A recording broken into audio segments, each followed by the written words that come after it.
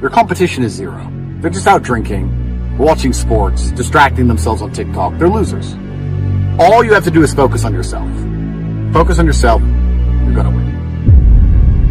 You have 4 months left of the year. Hasn't that flown by? Don't you remember your New Year's resolutions just after Christmas? And don't you remember the summer that was going to be so fun? That's coming to an end. Soon it's going to rain. You're back to Christmas. You're back to New Year's. And let me ask you a very important question. On New Year's Eve, you're going to make a whole bunch of resolutions about how you're going to change your life and everything is going to end up being fantastic for you next year. All the things you didn't do this year, you're going to do next year, and everything's going to change. So you can either make yourself a bunch of promises on January 1st, or you can begin them right now. You can start right now, and on January 1st, instead of making promises, you can look back on what you've already done, what you've already achieved. Which is more powerful?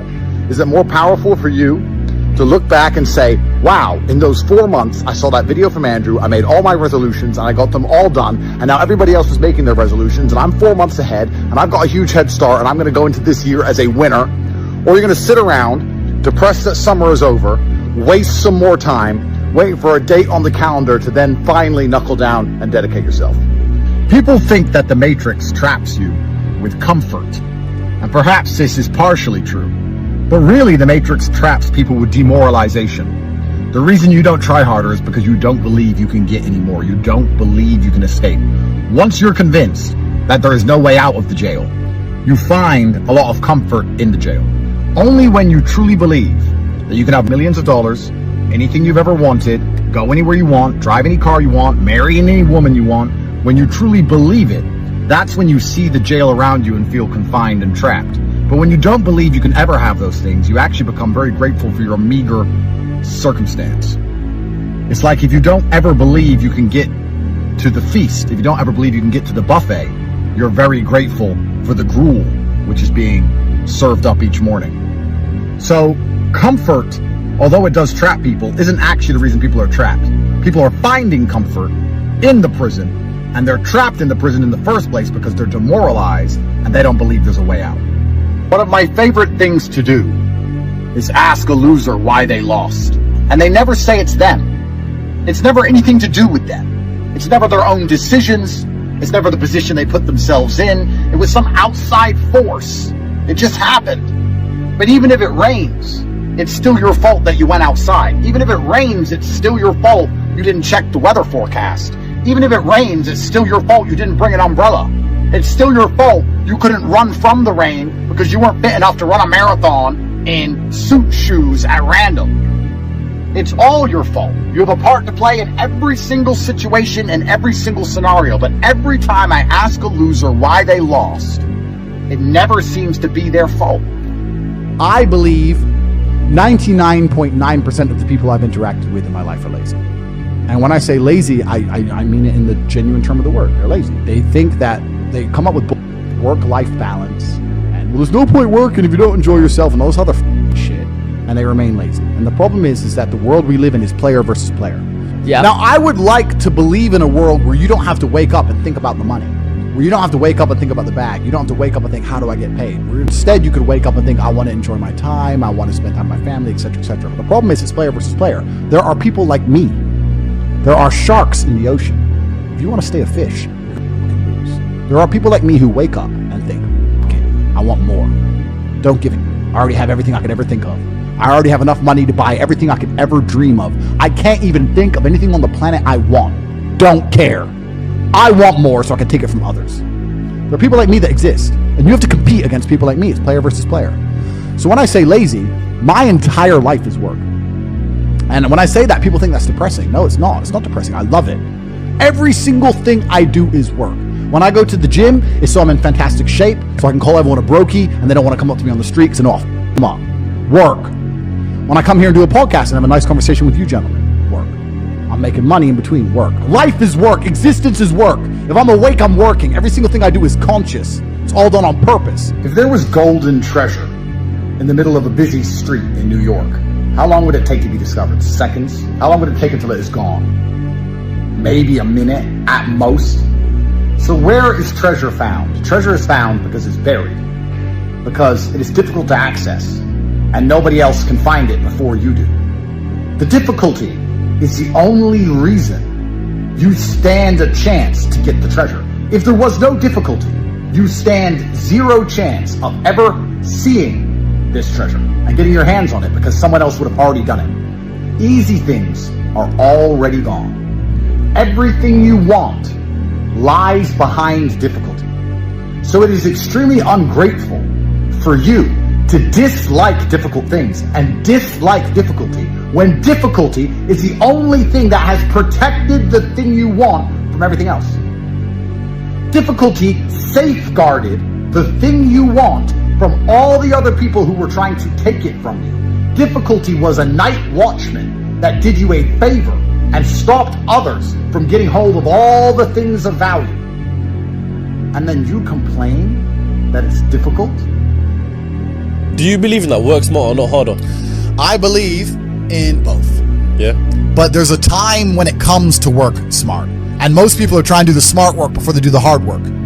It's kind of like talent, right? You don't notice if you're talented at something until all the hard work's done. Yep. I could be the most talented tennis player in the world, but I don't play tennis. So if I go down the tennis court, Joe Schmo's going to smoke me. I don't get to see my talent until I've worked so hard that I'm in the top 1%, and now I'm beating them because I have some God-given gift. Yeah. You understand? Yeah. You have to do the hard work first. If there's no hard work, there's no smart work. So someone's going to sit there and go, I work smart, I don't work hard, so I only have to work an hour a day. If working smart gets you a lot done in an hour a day, then you should work smart for 12 hours a day and get 12 times the work done. I am absolutely and utterly a believer in hard work. I'm a proponent of hard work. I have all this money and all I do is work. My entire life is work. This podcast is work. I'm getting in the car, I'm going to another meeting, work. I want to go to the gym so I'm in good shape, work. It's all work. My entire life is work. And people don't want to look at life that way. They want to talk about work-life balance and being lazy and all this crap. I don't believe in any of that. I believe in if you want to win, you have to outcompete the man who's prepared to do nothing but work. It's player versus player. If you're going to sit there and go, I don't want to work more than an hour a day, well, the guy who does want to work more than an hour a day is going to beat you. And no matter how smart you are, there's always a smart dude who's doing the same smart work you are for more hours than you're doing it. That's just the nature of the game. How do you deal with procrastination and laziness? Why are you asking me that question? Why are you on this podcast asking me how to stop procrastinating? Turn off YouTube. Go do something. Jesus Christ. What's wrong with people? This is exactly what you were talking about asking a question you already know the answer to. You know the answer is to stop doing things that waste your time and apply yourself to something important. Now, this may not be a waste of your time, but let me tell you, you're a dumbass. Clearly, it's like Googling how to get fit, like you just said. Everyone knows what a push-up is. Why the asking four men who do not know you personally how to stop wasting your time? I don't even know what you do to waste your time. You already know the answer. Can we ban this guy from our feed, or do you guys want to hit him up first? I don't think most of you realize that you do not have time. Everything is time. Time can be converted into anything. We all know time can be converted into money. People say often, time is money. This is true. Money is also time. You spend money to save time. Time is the enemy of the rich man, so he takes a private jet to save time. Money is the enemy of a poor man, so he waits in the bus to save money. But they're the same thing, money and time. So when I say you don't have time, this is something you need to remember because it's extremely important and you can apply it to most things. You do not have time to have a headache. Do you understand? I'm not saying you don't have a headache. I'm not saying your head doesn't hurt. But you don't have time for it to affect your life. You do not have the waking hours. You are being outcompeted and crushed by people who are more powerful and more connected than you'll possibly ever be. By people who know things you do not know. You do not have time to have a headache. It's simply not acceptable. How do you perform when you have headaches is a stupid question. The fact you've even framed it in that way shows that you don't understand the world. I'll give you another example. You don't have time to argue with your woman. Your woman started an argument today or yesterday, whenever, and you've been texting back and forth. You don't have time. You have things to do. There's unlimited work in the universe. You don't have time to have a headache or message girls or scroll Instagram. You don't have time for any of these things. Time is your lifeblood. It's all you've got. You can turn time into reputation. You could turn time into global fame. You could turn time into respect. You could turn time into a fantastic body. You could do anything with your time. You could choose a random embassy. You could choose a random country that you have beef with. Chile. And you could go stand outside the Chilean embassy with a sign saying, "Down with Chile," for no reason. But if you stood there every single day After about 2 years, people will be like, who is this guy and why does he hate chili so much? You can turn your time into anything you want. So how are you going to waste it sitting around saying, I have a headache? Boo boo, I have a headache. But the question is framed incorrectly. If I have a headache, I don't care. And one of the main reasons I don't care is because my enemy doesn't care. You know, when I got injured when I was training for fights, my coach would often say to me, is your enemy going to hit you less or show you mercy because of this injury? If you say, okay, we're about to fight, but halfway through the training camp, I hurt my foot, so, take it easy. No, he's going to try and destroy me anyway. So if he doesn't care, why do I care? And why does my coach care? Nobody cares. The people who are trying to steal your woman, and trust me, everyone is. The people who are trying to take the money that you want to earn and put it in their pocket before you can. The people who want to have large and gorgeous feathers on their peacock to show the world all the amazing things they've done. They don't care that you have a headache. So why do you care? You need to reprogram your mind. You don't have time to have a headache. You don't have time to be doing the majority of things you do. And there's always been and always will be, and we could talk about that again. We were talking earlier about competence, right? Do you think a woman sees you as competent if you complain about having a headache? Let's say you have a headache. It's fine. You have a headache. I'm not disputing that. Maybe it really hurts. That's terrible. If you go, oh, I've got such a bad headache, do you think a woman looks at you and goes, yes, oh, I found the guy for me? She may not say anything. She may say, oh, do you want a pill? But really, deep down, this guy's a dickhead. I mean, if you got hit in the head with a hammer or shot in the face, fine. But why do you have a headache? From what? Scrolling TikTok. A lot of you deserve the failure you endure. The universe is very giving. I often believe, people say the world's not fair. I'd argue that karmic retributions, and in the long run, all in all, is pretty fair. Karmic retributions are real. In the end, God gives you exactly what you deserve. So if you're not happy with your life, you have to ask yourself, do you really deserve more? Have you really tried 100% of the time? Did you ignore that headache? Are you as competent as you could possibly be? Have you given 100% every time you've done anything? No. You deserve what you have. You deserve your mediocrity because you're an average person. You want a Lambo and these women and a boat and whatever else you want because you see it on Instagram. But wanting something and deserving something are very different things. If you truly deserved it, you'd be working for it in a way that ensures it would be given to you by the universe. Every single thing I've ever wanted, I have got. Maybe not instantly, maybe not easily. In fact, certainly not both. It was always difficult and it always took time. But I really wanted them, so I always got them. And I put in enough work to show God and show the universe I deserved them, so he gave them to me. I cannot remember a single time, and I state this as a matter of fact, this is not hyperbole, I cannot remember a single time I have ever decided not to do something that must be done because I had a headache. Ever. Ever. It is easier if you enjoy it, because you do not struggle with lack of motivation or lack of interest. For me to say you could honestly be world champion at something you hate is a lie. You can, however, be competent at things you don't like. You can be very good at something you don't like doing. To be the best in the world, you probably have to fall in love with it. But the way you do anything is the way you do everything. And you can fall in love with the idea of being good in general.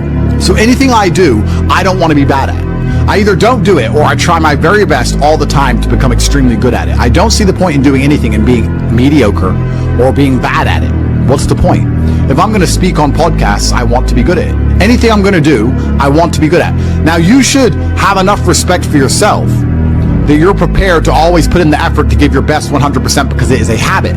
You should always give your best at anything you do. When you pick up a video game, you should give your best. When you drive a car, you should attempt to drive as efficiently as possible, using the brake as little as possible to not waste fuel, to make sure there's no close calls, no sudden braking. Most of you are just getting in your car and driving like a jackass from point A to point B, not trying to actually go, you know what, let me drive and pretend I have the queen in the back seat and I can't even brake suddenly. And I only have a fraction of fuel. How far can I go if I very smoothly, very calmly anticipate the traffic in advance, move my car in and out of the car so I barely have to brake, keep moving slowly and smoothly? Let me try and get good at this. The way you do anything is the way you do everything. And it is a habit to be good at things. There's nothing wrong with just being good at things. To be the best in the world, you have to love it. That's true. But you're not going to love the majority of things you do. That's not realistic. The world's not going to afford you a life where everything you do you're in love with. In fact, You're going to end up doing a whole bunch of things you don't want to do. And the life hack is, if you enjoy getting better at things, then you can be doing something you don't want to do better than you previously done it, and now you enjoy doing it because you were more competent and more capable at said task. You are now better at said task. Every single thing I approach with vigor because I like being good at things. And that's not because I'm arrogant. That's because I have enough respect for myself, and more importantly, I have enough respect for the people I love to know that I need to be good at things. When my children, or when my women, or my family, or my people who rely on me, my brothers, anybody comes to me expecting me to do something for them, I need to have enough respect for them to know that I'm good at what they ask me to do. And if I don't know what they want me to do, or I'm not particularly good at it, I'm at least good at learning. You can become good at learning so that you learn things faster. Good at concentrating. Good at taking a scenario seriously. These are all basic life skills that go along with bravery. That's going to put you in a competitive bracket amongst the masculine realm which exists today, because most people can't even focus. Most people can't even focus or try hard at anything. So to answer the question, can you become world champion without loving boxing? No, you can't become the best in the world. However, you can become very good at it because you can have enough discipline to ensure that you go to training, and you can make sure that you're the kind of person who, if you're going to go to training, you're going to try your best. Guys, you're going to go to training for an hour.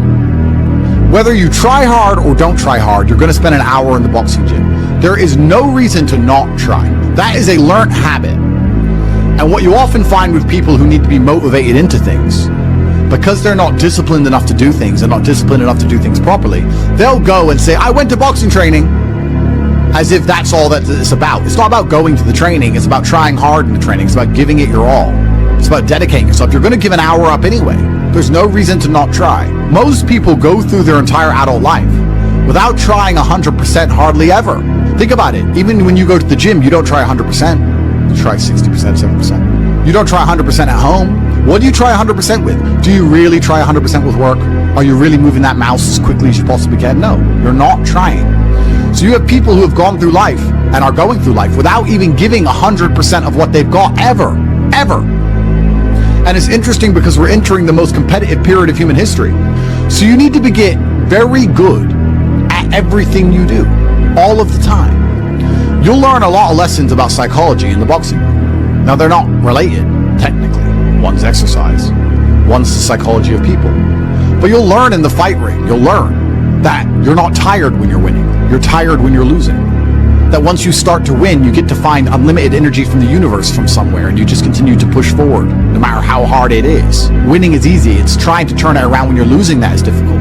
You take this lesson from boxing and you apply it to everything else in life. You apply it to money and say, once I start to make money, I know I will have endless motivation to keep making money. It's just hard to make money in the first place. It's hard to get over that hurdle, but once I get going, it's easy. It's a positive reinforcement loop. It's a spiral upwards into infinity. It's a tornado that takes you to the promised land. So to have that unique psychological conclusion, that unique psychological input, you had to become good at boxing.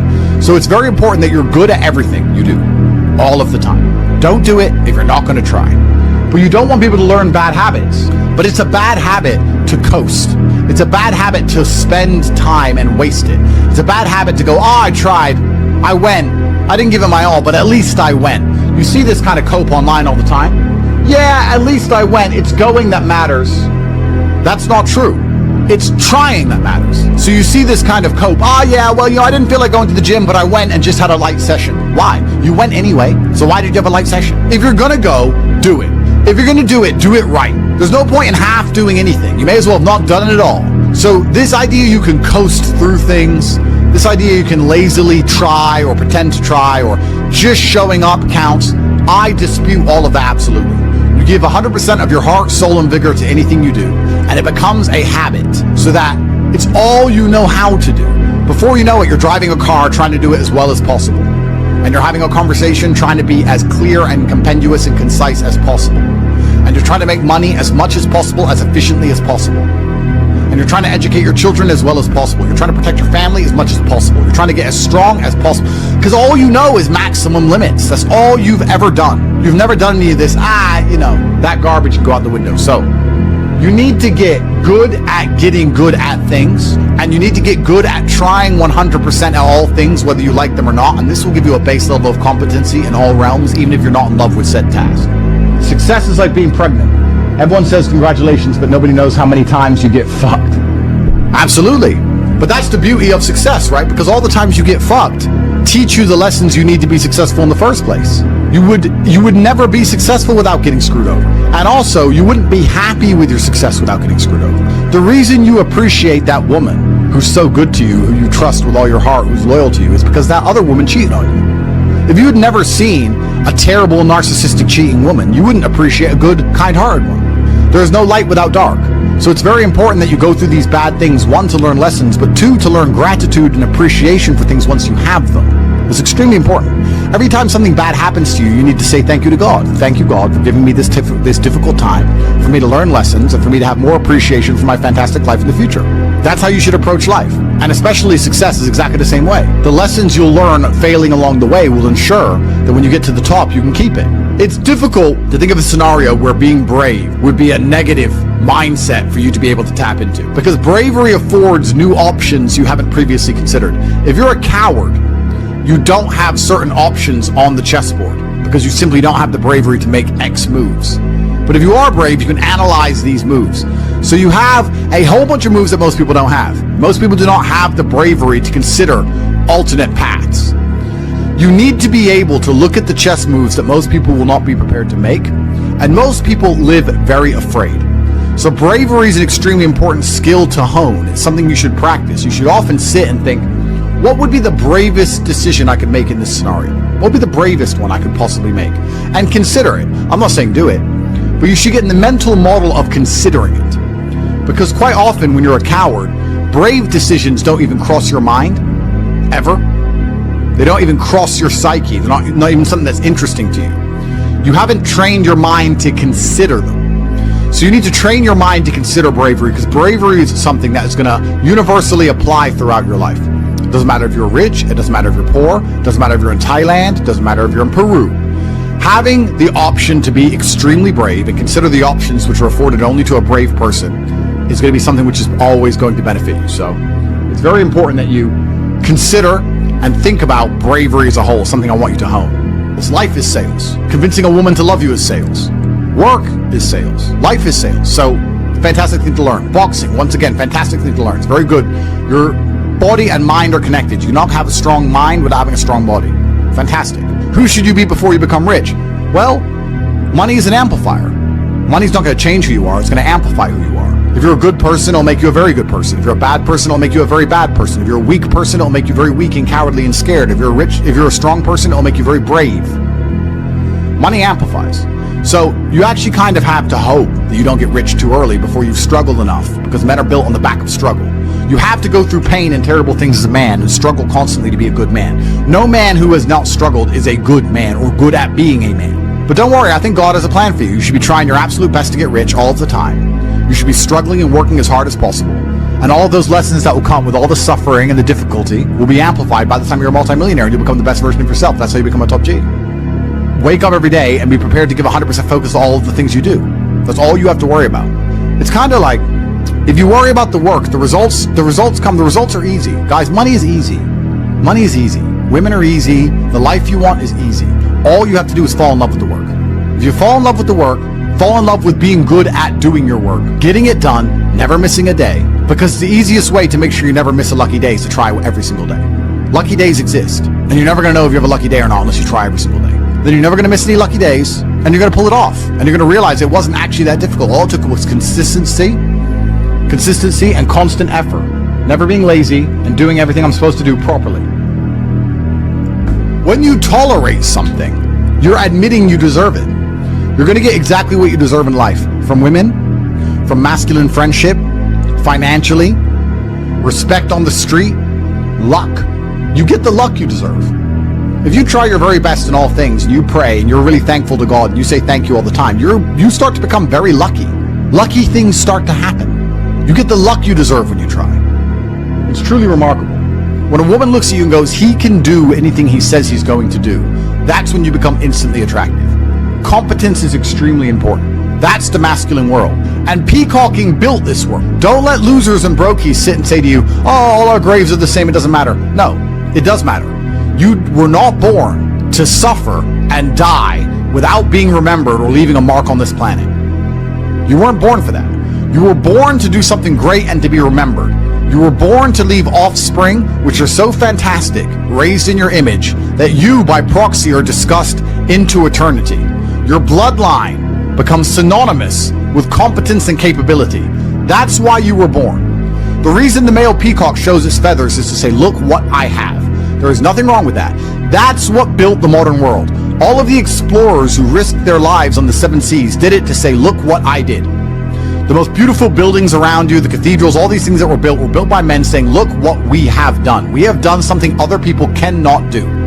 Flexing, in and of itself, is not a stupid idea. It's actually a biological norm amongst men. Don't be confused. You don't want to flex asininities. You want to flex capabilities. You want to flex competence. You want to flex, look what I can do, which others cannot do.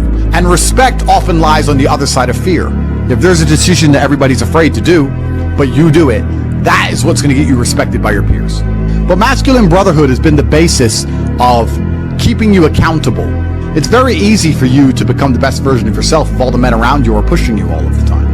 And they're ensuring that they are being their best selves, which is constantly pushing and striving towards successes. This is what you're supposed to do. You always have. This is why even boxers, although they fight alone, they train as part of a camp with other boxers. You're always pushing yourself all of the time. That's the primary objective of masculinity, is to leave your mark on the world. And it's easiest to do that if you have brothers behind you who are pushing you to be your best self. I don't know how to keep that fire going. What should I do? This is a really interesting question, actually, because it amazes me that so many people in the world still today, even though we have instant access via social media to the truly successful, believe anything they've done matters. So you've made 100 grand. You're still poor. That's nothing. That is nothing. 100 grand is nothing. It is my cigar bill for a month. It's nothing. You've changed nothing. You've achieved nothing. You need to compare yourself always and constantly to somebody who is outperforming you. You need to stop being so happy with yourself for these tiny little successes. This is what they teach inside of common pop psychology classes. Yeah, and take the small success and be happy with it and put little milestones and reward yourself for achieving the little milestone. No, that's not what you should do.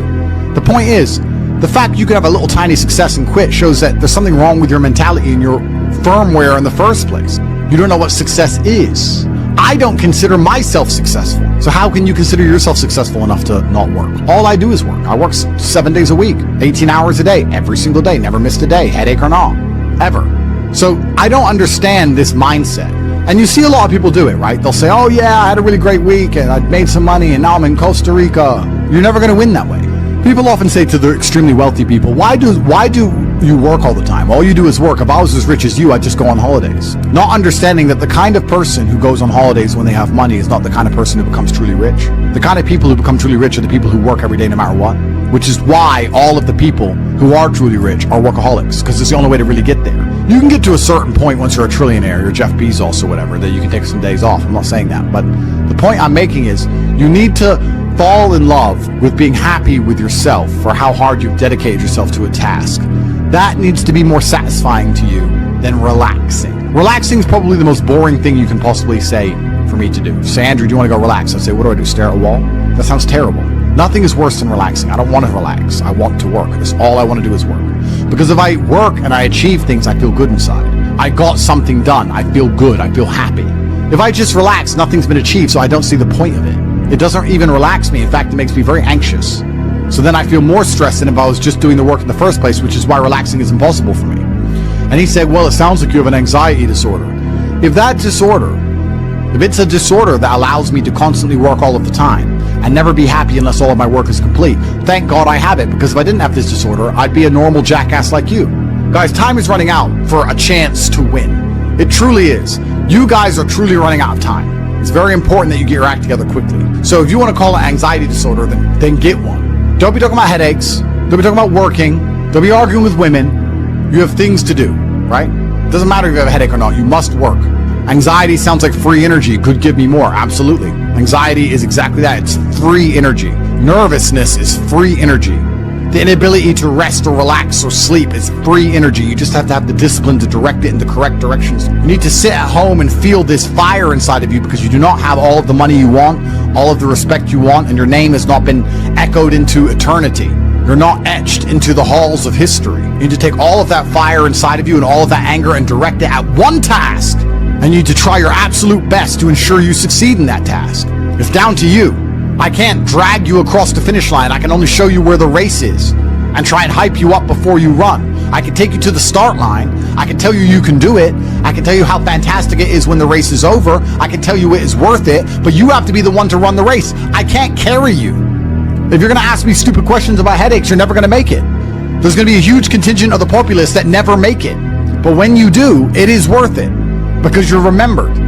And that's the whole point of being alive as a man in the first place, is to go down in history. It's not to go through life comfortably. It's not to go through life without struggle, without pain. The point of being a man in the first place is so that you suffer enough for people to remember you, to die for something, to live for something. That's the whole point in all of this. There's nothing else to do and make your name synonymous with something fantastic which has affected humanity and culture. That's all it's about.